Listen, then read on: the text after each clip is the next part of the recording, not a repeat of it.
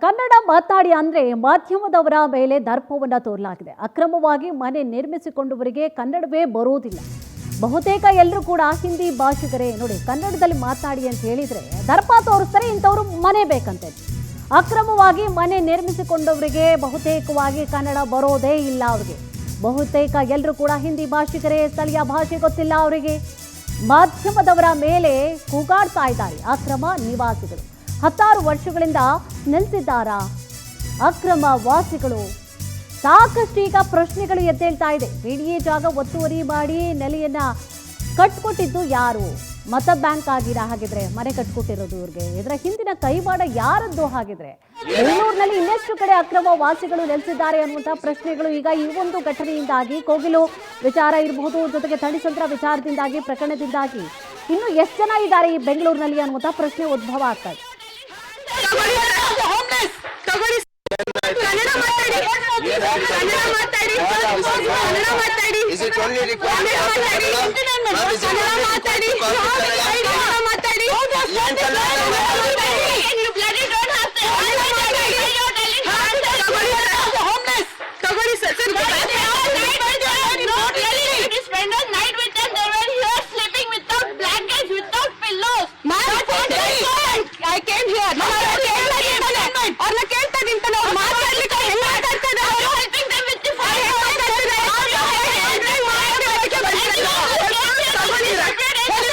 ನೀವು ಮಾತಾಡ್ತಾರೋದು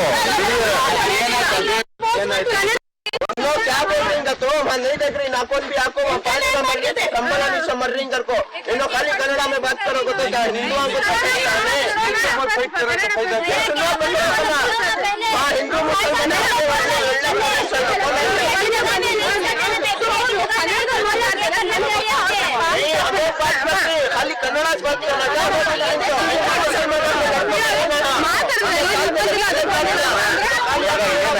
बात क्या बोल रही तो नहीं देख रही नाकोन भी आपको मर रही को खाली कन्नड़ में बात करो तो हिंदुओं को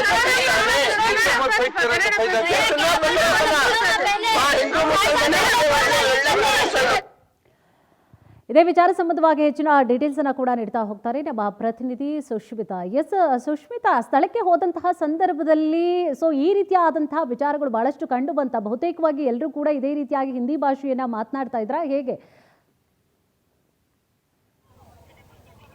ಎಸ್ ಕುಸುಮ, ನಾವು ಯಾವ್ದಾದ್ರು ಒಂದು ರಾಜ್ಯದಲ್ಲಿ ನೆಲೆಸಿದೀವಿ ಅಂತ ಹೇಳಿದ್ರೆ ಅದರಲ್ಲೂ ಕೂಡ ಇಲ್ಲಿರುವಂತಹ ನಿವಾಸಿಗಳು ಹೇಳುವಂತದ್ದು ನಾವು 16 ವರ್ಷದಿಂದ ಇಲ್ಲಿ ನೆಲೆಸಿದೀವಿ ಅಂತ ಹೇಳಿ. ಆದ್ರೆ ಇಲ್ಲಿ ಇರುವಂತಹ ಬಹುತೇಕರಿಗೆ, ಅದರಲ್ಲೂ ಕೂಡ ಮುಸ್ಲಿಂ ಸಮುದಾಯಕ್ಕೆ ಸೇರಿದಂತಹ ಅನೇಕರಿಗೆ ಇಲ್ಲಿ ಕನ್ನಡ ಬರೋದಿಲ್ಲ ಅನ್ನೋದೇ ಇಲ್ಲಿ ಒಂದು ದೊಡ್ಡ ಆಶ್ಚರ್ಯವಾದಂತಹ ಸಂಗತಿ. ಯಾಕಂತ ಹೇಳಿದ್ರೆ ಮಾಧ್ಯಮದವರು ಇಲ್ಲಿ ಬೆಳಗ್ಗೆ ಬಂದಂತಹ ಸಂದರ್ಭದಲ್ಲಿ, ಅಂದ್ರೆ ನಿನ್ನೆ ಬಿಡಿಎ ಅವರು ಇಲ್ಲಿ ಯಾರೆಲ್ಲ ಅಕ್ರಮವಾಗಿ ನೆಲೆಸಿದ್ರು ಅವರ ಮನೆಗಳನ್ನ, ಶೆಡ್ಗಳನ್ನ ಡೆಮೊಲಿಷನ್ ಮಾಡುವಂತಹ ಕಾರ್ಯಕ್ಕೆ ಮುಂದಾಗಿತ್ತು. ಸೊ ಹೀಗಾಗಿ ಇವತ್ತೆಲ್ಲರೂ ಕೂಡ ಬೀದಿ ಪಾಲಾಗಿದ್ದಾರೆ. ಸೊ ಹೀಗಾಗಿ ಇವರನ್ನ ಮಾತನಾಡಿಸುವ ಸಂದರ್ಭದಲ್ಲಿ ಇಲ್ಲಿರುವಂತಹ ನಿವಾಸಿಗಳಲ್ಲಿ ಬಹುತೇಕರಿಗೆ ಇಲ್ಲಿ ಕನ್ನಡ ಬರೋದಿಲ್ಲ ಅನ್ನೋದು ಸ್ಪಷ್ಟವಾಗಿ ಎದ್ದು ಕಾಣಿಸ್ತಾ ಇರುವಂತದ್ದು. ಹಾಗಾದ್ರೆ ಈ ರೀತಿಯಲ್ಲಿ ಅಕ್ರಮವಾಗಿ ಬಂದಂತಹ ವಲಸಿಗರು ಎಷ್ಟು ವರ್ಷದಿಂದ ಬಂದು ಇಲ್ಲಿ ನೆಲೆಸಿದ್ದಾರೆ? ಅದರಲ್ಲೂ ಕೂಡ ಪ್ರಮುಖವಾಗಿ ಕೋಗಿಲ್ ಲೇಔಟ್ ಅಲ್ಲೂ ಕೂಡ ಇದೇ ರೀತಿಯಲ್ಲಿ ಅನೇಕರು ಅಲ್ಲಿ ಅಂದ್ರೆ ಕನ್ನಡ ಬರ್ದಲೇ ಇದ್ದವರೇ ನಮಗೆ ಹೆಚ್ಚಾಗಿ ಕಾಣಿಸಿದ್ದು. ಅದೇ ರೀತಿಯಲ್ಲಿ ಥಣಿಸಂದ್ರದಲ್ಲೂ ಕೂಡ ಬಹುತೇಕರಿಗೆ ಇಲ್ಲಿ ಕನ್ನಡ ಬರೋದಿಲ್ಲ ಅನ್ನೋದು ಇವಾಗ ಸ್ಪಷ್ಟವಾಗಿ ಕಾಣಿಸ್ತಾ ಇರುವಂತದ್ದು. ಹಾಗಾದ್ರೆ ಇವ್ರಿಗೆಲ್ಲರಿಗೂ ಕೂಡ ಕುಮ್ಮಕ್ ಕೊಡ್ತಾ ಇರೋದು ಯಾರು?